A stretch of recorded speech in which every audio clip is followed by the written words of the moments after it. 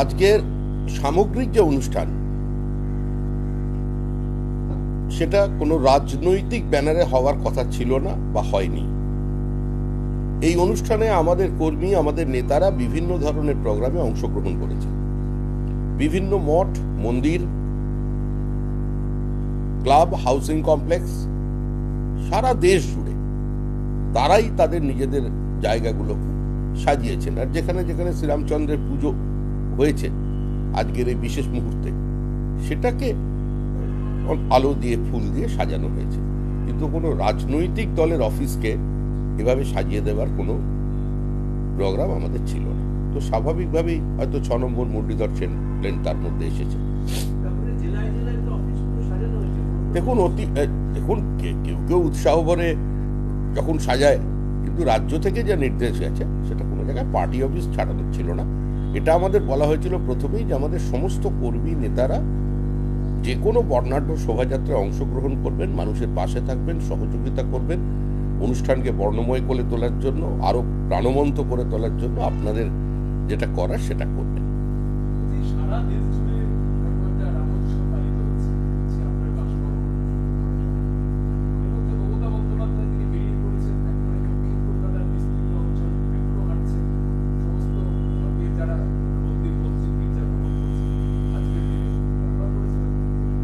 দেখুন, কে কিভাবে রামকে দেখবেন, কে কিভাবে ভারতবর্ষের একটা রক্তক্ষয়ী সংগ্রামকে দেখবেন, জাতীয় আত্মপরিচিতি, আত্মমর্যাদা, দেশপ্রেমকে কে কোন দৃষ্টিতে দেখবেন, সেটা সম্পূর্ণ তার বিষয়।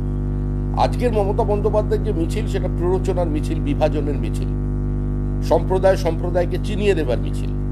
ভারতবর্ষে এমনি সর্বধর্ম সমভাবের জায়গা, এটা বহুত্ববাদের মাটি। এখানে আলাদা করে কারোর টুপি, কারোর দাড়ি, কারোর পাগড়ি, কারোর মাথায় তিলক, এগুলো চিনিয়ে দেওয়ার প্রয়োজন হয় না। আর রাম কোনো বিশেষ ধর্মের নয়, রাম শাশ্বত, রাম ভারতীয় বহমানতার প্রতীক, মর্যাদা পুরুষোত্তম। সারা পৃথিবীর যারা ভারতীয় সংস্কৃতি সম্পর্কে অভিহিত আছেন তাদের অন্তরের অন্তঃস্থলে প্রতিষ্ঠিত। ভারতীয় সভ্যতার মূল, সংস্কৃতির মূল ভিত্তি রামায়ণ।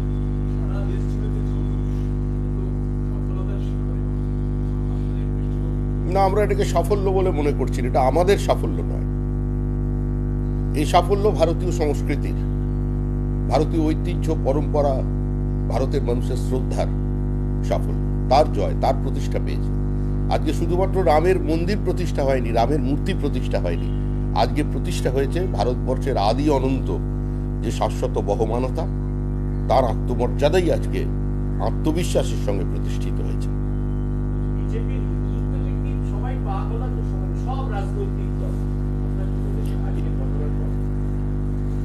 বিজেপি যেভাবে হিন্দুত্বকে দেখে, অন্যরা কি সেভাবে দেখে কিনা সেটাই সবচেয়ে বড় প্রশ্ন। আমাদের কাছে হিন্দুত্ব হচ্ছে একটা বহুত্ববাদী শাশ্বত জীবন প্রবাহ। মানুষ যদি সেটাকে বিভাজনের আঙ্গিকে, সম্প্রদায়ের আঙ্গিকে দেখতে চায়, তারাই একদিন কালের গহ্বরে তলিয়ে যাবে। মমতা এবং অভিষেক একসঙ্গে হাঁটলে আলাদা করে ড্রাগন হারবারের সম্মতি যাত্রা কিভাবে ব্যাখ্যা করতে? কার ব্যাখ্যার প্রয়োজন আছে? এগুলো নিয়ে ভারতবর্ষ কেন পৃথিবীর কোনো লোক মাথা কামাচ্ছে? যারা মিছিলে হাঁটছেন অধিকাংশের বাড়িতে আজকে পুজো হয়েছে, তাদের বাড়িতে শঙ্খধ্বনি হয়েছে।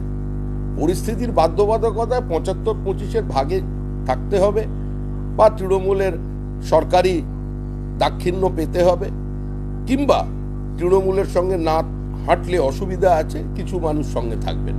সারা দেশ এখন রামময়, ভারত রাম, রামই ভারত। আর সেখানে রাস্তায় কি হাঁটছেন, সম্প্রীতির নাম করে বিভাজন তৈরি করছেন, তাদের নিয়ে মানুষ আজকের দিনে কোনো চিন্তা করছে না।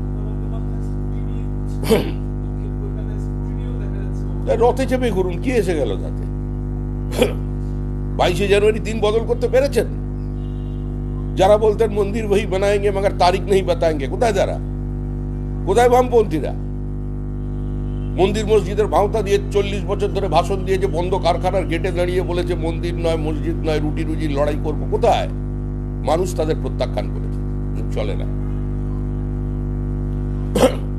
রামের দেশে রাম থাকবে, বাবর থাকবে না। বিদেশি আক্রমণকারীর চিহ্ন থাকবে না, সে বাবরই হোক বা অন্য কোনো লোকই হোক। অযোধ্যায় রাম মন্দির হলে এবার মসজিদ হবে, ধর্ম সংস্থানের দিক থেকে কি বড়সড় বড় হচ্ছে। যারা যেভাবে দেখতে চাইছেন অযোধ্যাকে তারা সেভাবে দেখবেন।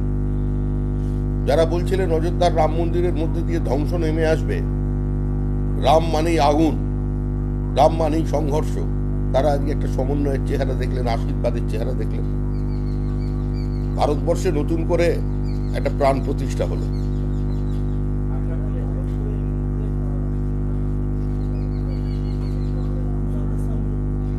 ছাত্র সমাজের একাংশ তারা আজকের এই রাম উৎসবের সঙ্গে হয়েছিলেন, করেছেন, পুরোটাই রামকে নিয়ে তারা পালন করছিলেন। সেখানে বামপন্থীদের কাছে এবং দুপক্ষের সংঘর্ষ সকাল থেকে বিভিন্ন জায়গায় বিক্ষিপ্ত অস্বস্তি যাদবপুর ইউনিভার্সিটির সামনে।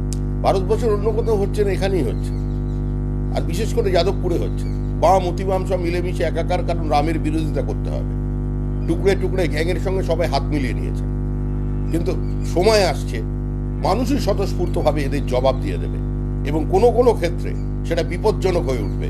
প্রতিবাদ তখন মুখে হবে না, সেটা অযাচিত হলেও খুব একটা অপ্রাসঙ্গিক হবে না। ছাত্র সংগঠনের বক্তব্য বামপন্থীরা তারা বলছে যে এখন শিক্ষাঙ্গনের বাইরে রাম মন্দিরটা তো পূর্বাঞ্চল কেউ দেখেনি, করে আজকের দিনে এরকম ভাবে দেখেনি, দেখবে এবার থেকে। যেটা দেখেনি সেটা এবার থেকে দেখবে, আগামী দিনে আরো বেশি করে দেখতে হবে। এতদিন অবজ্ঞা চলেছে, এতদিন অবহেলা চলেছে, তীর্যক আক্রমণ চলেছে, রামের সম্পর্কে কুৎসা চলেছে, কিন্তু আজ থেকে শুরু হলো। আর কয়েক বছরের মধ্যে দেখবে, আর কয়েক বছরের মধ্যে বাধা দিলে বাড়ির ওপরে বসে যাবে।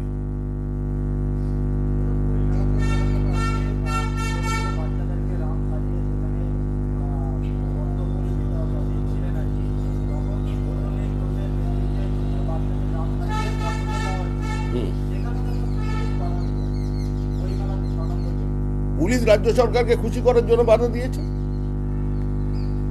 বামপন্থীরা রাম মন্দির আন্দোলনকে কেন্দ্র করে প্রদীপ জ্বালানো বন্ধ করে দিয়েছে, বলেছিল প্রদীপের মধ্যে নাকি সাম্প্রদায়িকতার চিহ্ন আছে, সেখান থেকে হাতুড়ি এলো। তা আমাদের কালী প্রেমী সাধক মুখ্যমন্ত্রী, তিনিও তো দেখলাম হাতুড়িবাজি করে যাচ্ছেন, তিনি আর প্রদীপটা ফিরিয়ে আনতে পারলেন। এইসব নাটক দীর্ঘদিন চালানোতে মানুষ দেবে না আর।